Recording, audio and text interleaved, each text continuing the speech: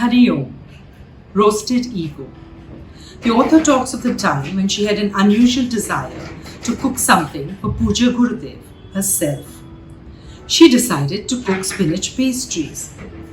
Puja Gurudev kept asking her if she had made each ingredient herself.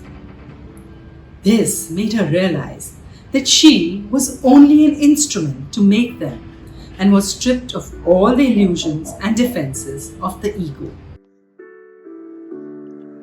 When I find myself in times of trouble with worry or anxiety, it's time to think of Puja Gurudev and let it be. Just let go of your ego, self-importance and your vanity. Always others before yourself with kindness and equanimity. When your thoughts are jumbled and full of doubts and full of animosity, shut your eyes and meditate and breathe deeply. Learn to live with gratitude, humbleness and empathy. Respond rather than react. The rest, just let it be. Make sure your efforts are from the heart with no thought of praise or prize. Just let go of your ego and be ready for the surprise. As you become more mindful, full of awareness and tranquility, think of how far you have come. The rest, let it be. Let it be. Let it be. Let it be. Count till 5 and don't react. Let it be. Being students of Vedanta, it is important to practice some of our learnings when we can. Our presentation today primarily deals with ego and its facets. In conclusion, individuality is not important and we must let go of our ego. Hence, we offer this to Pujya Gurudev as a collective endeavor. Hari Om.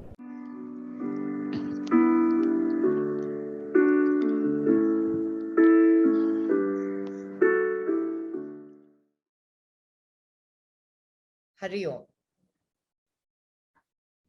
Gurudev reminds us that sadhana is the means to reach the ultimate goal of self-realization. The steadfast practice of exercise and fasting for the body, japa for the mind, and satsang and study for the intellect integrate tan, man, and buddhi so we can enter a meditative state. Sadhana is the means, not the end. Gurudev emphasizes that whatever stands in the way of realizing God should be rejected completely. Biggest challenges of doing a daily sadhana is how do we incorporate it and make time for it into our busy lives. Once, a very renowned physician asked Pujya Gurudev this exact same question, to which Gurudev replied, ours is not a part-time religion, and advised him to chant Om Namo Narayana before treating all his patients and writing his prescriptions, and see how miraculously they all recover. This is exactly how we should lead our lives. To progress on the path, one must always be alert and vigilant through all activities. We need to achieve a state of quietude, a state of mind where there is no chatter of thought. And thus we prepare our mind for meditation. We must learn to act, as Gurudev says, and not to react. One of the major hindrances in our spiritual path is anger. It is not our true nature. We should never allow it to control us. Keep anger in the pocket, use it as a kerchief, only on a transactional basis with the world. Non-violent non-cooperation with the negativities will lead us on. Gurudev tells the story of a toddler who cried on being parted from his mother and stopped crying when his nursery teacher gave him a toy. He then cried on being parted from the toy. Once he learned that every day he would get an even nicer toy, he happily returned the toys and lost the suffocating burden of attachment. This is the goal of all sadhanas, to detach from the lower and attach to the higher.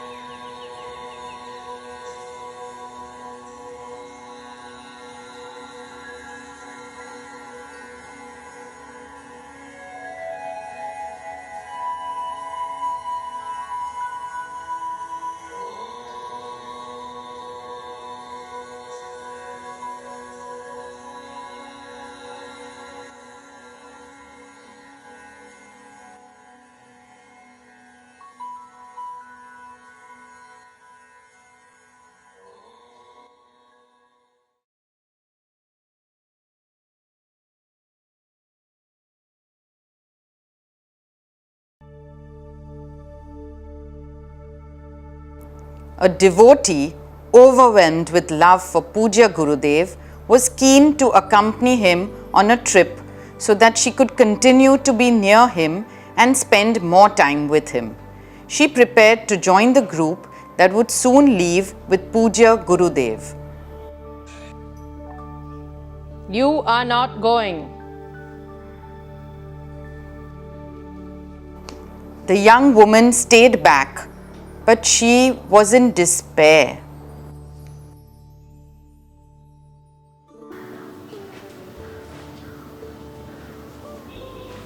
I yearn to be by his side, spend every moment in his service. Oh, how could Pujya Gurudev do this to me? It's just not fair. I have to grasp every chance, every opportunity to wangle my way back into this group. He must favor the other disciples more. That's why he chose them over me. Well, I will show all of them. I don't need this. I am far better than any of them. He has chosen the other disciples. I will make them pay. What we are hearing are the 6 passions of the mind, and they all stem from a strong sense of ahankar, the I and me notion. It is very subtle, cannot be objectified, but it sits behind everything, especially pride. It loves drama. Let's see what happens if the woman does not hold these emotions in check.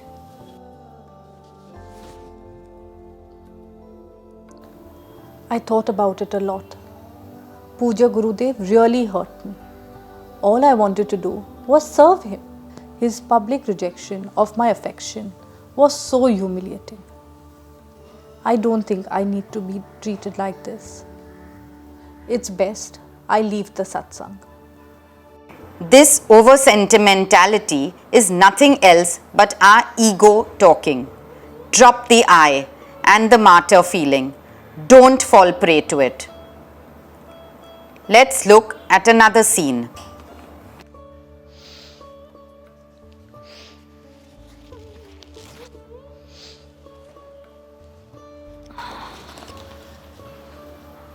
Priya, are you okay?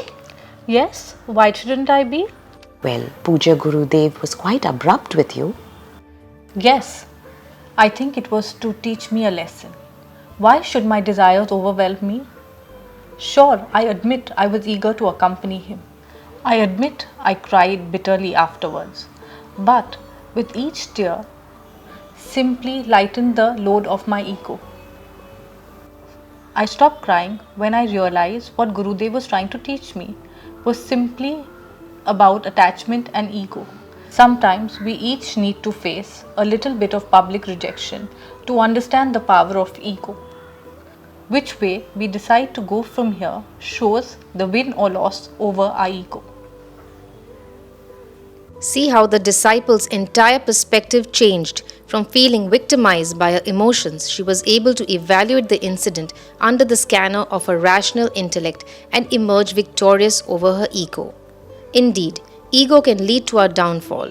Pujya Gurudev was very perceptive when he felt attachment and ego overtaking his disciples' actions. Often, offerings of food, drink, and other things, such as this woman accompanying him on the trip, were accepted or rejected not because of his own want or liking, but as a means for teaching the bearer of the goods about unnecessary attachment and ego to the result. Hari Om. This skit was based on the excerpt titled Public Rejection under the section Ego. We have taken some liberties to show how easy it is to fall prey to ego. The disciple, however, kept her ego in check and learnt her lesson graciously. Hari Om. Anger on a hanger. What does it mean? Anger is perceived as a negative vasana, a weakness and impurity of mind. Gurudev explains that we should keep anger in our pocket or as a coat on a hanger, use it when needed, and put it away when it has served its purpose.